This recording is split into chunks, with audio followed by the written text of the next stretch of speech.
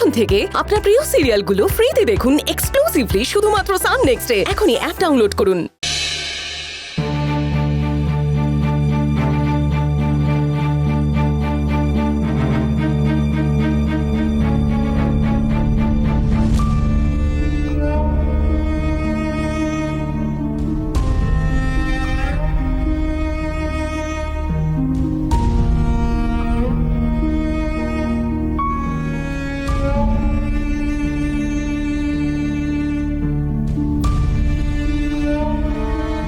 রুদ্র, আমি যে কতটা কষ্ট পেয়েছি তোকে বলে বোঝাতে পারবো না বাবা।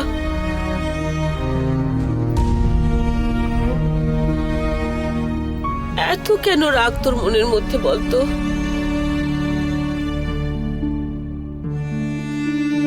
তোকে যে কতটা ভালোবাসি তুই হয়তো সেটা জানিসও না। কত ছোট্ট থেকে তোকে বড় করে তুলেছি। বড় বড় উপর যতই রাগ হোক না কেন, তুই আমাকে ছেড়ে চলে যাস না বাবা।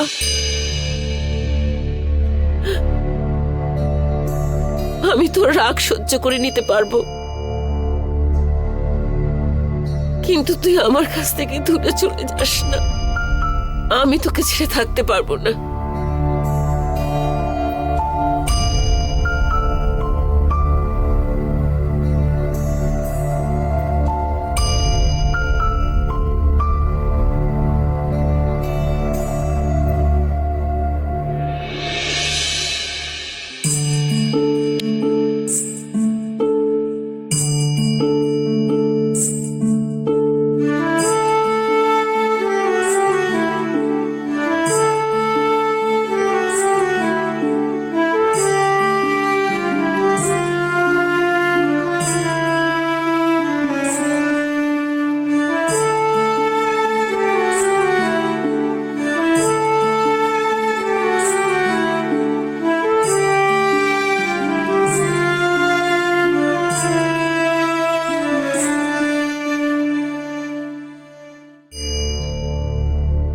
মোহিনী, সেজে গুজে কোথায় চললে?